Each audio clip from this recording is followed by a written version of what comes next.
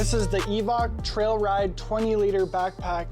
E-Ride means it has an e-bike pouch inside. Let's look inside. Overall quality looks really good. What you'd expect from Evoc. They're a devoted bag company, so you know they don't cut corners, and this is their specialty.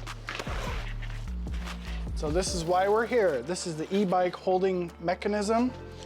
We got a specialized Brose motor. This is the longest battery they make, and it doesn't fit. So I was super upset and I emailed Evoc, and then I dug into it and I realized how long this is, and they can't really make a backpack that fits this battery. It's just too long. Remove the rain pouch and pop the battery out the back so there's two ways to carry this battery. There's a couple YouTube videos. Rob rides EMTBs. He puts the battery diagonal inside the backpack. It seems kind of uncentered and weird. And then there's a girl in Australia who has a video and she custom adapts it. I have chose to stick the battery out the bottom because I just feel like I don't want this thing into my neck. I'm gonna go do an all-day epic with this backpack. It's got a Camelback, 1400 watts of battery juice. Let's do it. Turbo and 50 tooth, and I'm still struggling. It's almost like going down a setting in power. Keep falling off the bike because I have so much weight on me, but flaw in this already. This stupid thing has popped out 5 times in like 5 miles. Usually about here I have to turn around because my battery's at 50%, but I'm pretty much used to the weight. Backpack's working really good. But I find myself wanting to sit down because the battery slides up into my neck. Okay, after the backpack slided down, I can fully hit the downhill. Okay, we are doing a battery change. So this is the other way that Rob Rides was mounting it, just diagonal in the bag. And I'm gonna ride it up here and see how it goes with it diagonal. The battery in there sideways is the way to go.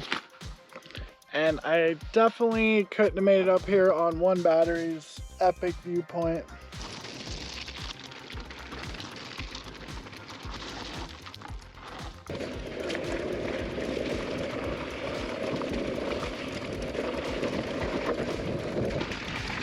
This is my favorite backpack I have ever owned.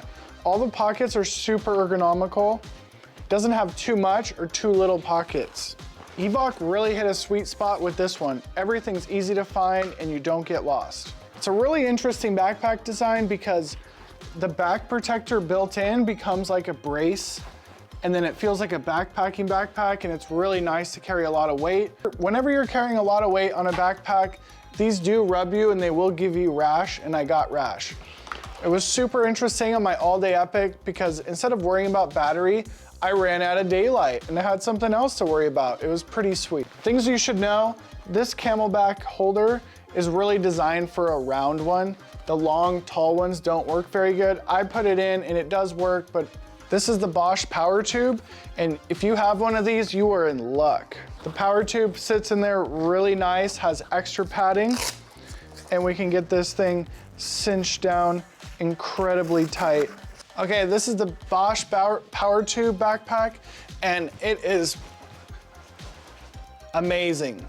So on my all-day epic, I learned that we don't want this thing pulled up super tight. You think you want it tight, but when you start going in the downhill position, this thing goes like this.